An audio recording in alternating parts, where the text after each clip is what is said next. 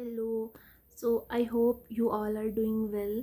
तो आज मैं कुछ अपने कमेंट्स जो प्रीवियस मैंने कुछ वीडियोस बनाई थी उसमें मैं वीडियोस में देख रही थी कि कुछ लोगों ने कमेंट कर रखा था कि आप पंजाबी में बात क्यों नहीं करते हो। तो बेसिकली मैं उन लोगों को बता दूं कि मैं ऑब्वियस मैं मैक्सिमम टाइम 2-3 बार शायद मैं पहले बता चुकी हूँ कि मैं हिमाचल प्रदेश से बिलोंग करती हूँ। और जो मेरी मदर टंग है मतलब जो मेरी लोकल लैंग्वेज है जो हम यूज़ करते हैं वो पहाड़ी है। तो पंजाबी हम अपने घर में नहीं बोलते हैं। यस ऑफ कोर्स मुझे पंजाबी बोलनी भी आती है और लिखना पढ़ना भी जानती हूँ, बट बोलने की जहाँ बात आती है ना, तो in front of social media और मतलब बहुत सारे लोग तुम्हें वहाँ जज कर रहे होते हैं। तो मैं उस टाइम पे पंजाबी बोलने में थोड़ा कंफर्टेबल फील नहीं करती हूँ। बट हाँ, अगर कोई मेरा फ्रेंड सर्कल में जैसे कोई वो पंजाबी बोलते हैं तो मैं पंजाबी बोलती हूँ। बट मेरे को थोड़ी सी हेजिटेशन फील होती है इन फ्रंट ऑफ कैमरा कि कैसे पंजाबी में बोल लूँ।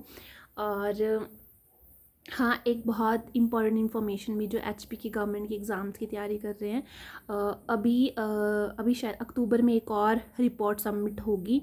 अभी जो फर्स्ट रिपोर्ट सबमिट हुई है उसमें जो एग्ज़ाम्स कंडक्ट होंगे अब वो पहले आया था कि 2 टायर्स में होगा, लेकिन अब हुआ है कि जो फर्स्ट एग्ज़ाम सीईटी जैसे टेट एग्ज़ाम का पेपर होता है पंजाब या हिमाचल में भी वैसे लेते हैं, तो वो जिसका वो फर्स्ट पेपर क्लियर होता है तो वो वैसे लाइफ टाइम के लिए होता है। उसके बाद तुम्हें कमीशन क्लियर करना होता है फॉर टीचिंग पर्पज़ के लिए, टीचिंग के लिए जो एलिजिबिलिटी का क्राइटेरिया होता है ना।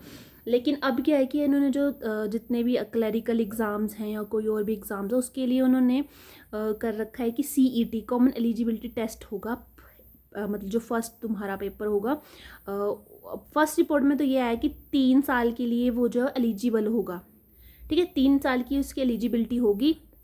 अगर एक बार वो बंदा पेपर क्लियर कर लेगा, 3 साल के लिए एलिजिबल होगा, वो 3 साल में जितने भी एग्ज़ाम्स निकलेंगे उसमें वो बैठ सकेगा, उसमें वो पेपर दे लेगा। ठीक है, लेकिन कुछ अब एचपी में भी और भी स्टेट्स में ये प्रॉब्लम है कि पेपर यार निकलता, कुछ पेपर तो 8-8 साल हो जाते, 6-6 साल हो जाते, वो पेपर नहीं निकलता ना।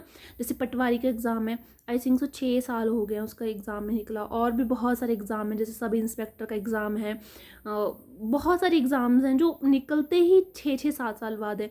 तो फिर अगर उतने टाइम पीरियड के लिए क्या बच्चा एलिजिबल नहीं होगा, फिर 3 साल का फिर से उसको वो सीईटी पेपर देना पड़ेगा। तो मे बी शायद उस पर डिस्कशन हो रही है, मे बी शायद ये सॉल्व हो जाए। और सच में बोलूँ ना कि मैं पहले बहुत अच्छे से तैयारी कर रही थी। मैं पहले क्या बोलूँ, बट हाँ, मैं वैसे तो मैं काफ़ी टाइम से तैयारी कर रही हूँ, बट मेरा अनफॉर्चुनेटली कुछ रीजंस की वजह से, मेरी ही गलती बोलूँगी कि मेरी गलती की वजह से मेरा एग्ज़ाम नहीं क्रैक हो पा रहा है। खुद में ही गलती निकाल सकते हैं, किसी और को दोष देने से कुछ भी नहीं होता ना।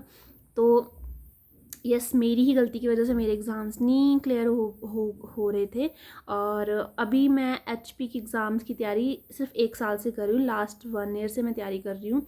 तो स्टार्टिंग में मैंने बहुत अच्छे से तैयारी करी थी, बट बीच में कुछ पर्सनल प्रॉब्लम्स जैसे आ गई थी, तो मैं कंटिन्यू नहीं कर पाई बीच में। हाँ, मैं पढ़ती थोड़ा थोड़ा उतनी तैयारी करती, बट जितनी मेरे को लगता है जितनी मेरे को करनी चाहिए मैं उतनी नहीं कर रही हूँ, जितनी मुझे करनी चाहिए।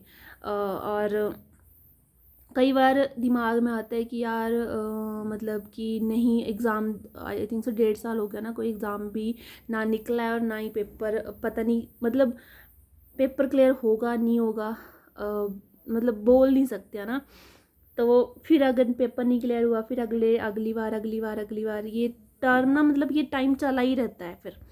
तो मतलब ऐसे दिमाग में आता है, कई बार आता है कि यार मैं कहीं प्राइवेट कहीं ज्वाइन कर लेती हूँ ना, मैं कहीं यहाँ अच्छा है, कुछ लोगों ने बहुत अच्छा कर रहे हैं प्राइवेट में भी। मैं ये नहीं बोलती कि प्राइवेट में नहीं करना, गवर्नमेंट में नहीं करना, बट किसी के फैमिली या किसी की फैमिली इश्यूज़ होते हैं, कुछ पर्सनल प्रॉब्लम्स होती हैं, जिसकी वजह से मैं जिस लेवल पे मेरे को पहुंचना चाहिए था उस लेवल तक मैं नहीं पहुंच पाई हूँ।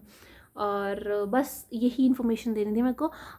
तो जो एचपी की एग्ज़ाम्स की तैयारी कर रहे हैं यार, ऑल दी बेस्ट, अच्छे से तैयारी करो और होप फॉर द बेस्ट। अभी जो नेक्स्ट 2 मंथ्स में मैं अच्छा ही मतलब हम आशा करते हैं कि अच्छा ही रिज़ल्ट आए, गवर्नमेंट के जो डिसीजंस हैं वो अच्छे ही आए। और हम जो बच्चे जो भी तैयारी कर रहे हैं, हाँ उसमें शायद एज रिलैक्सेशन का भी बोला है कि उसमें एज रिलैक्सेशन, जैसे 1.5 साल एग्ज़ाम्स नहीं निकले हैं तो कुछ बच्चों की एज भी होगी, तो उसमें एज रिलैक्सेशन का भी मिलेगा तुम्हें।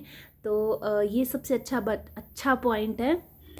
और एक और बात, आज मैं अपने सब्सक्राइबर्स देख रही थी और मेरे 350 सब्सक्राइबर्स हो गए। मेरे को बड़ी खुशी हो रही थी कि मेरे 350 सब्सक्राइबर्स हो गए। वाह, इतने ज़्यादा तो है नहीं, बट पर मेरे को बड़ी खुशी हो रही कि 350 सब्सक्राइबर्स हो गया।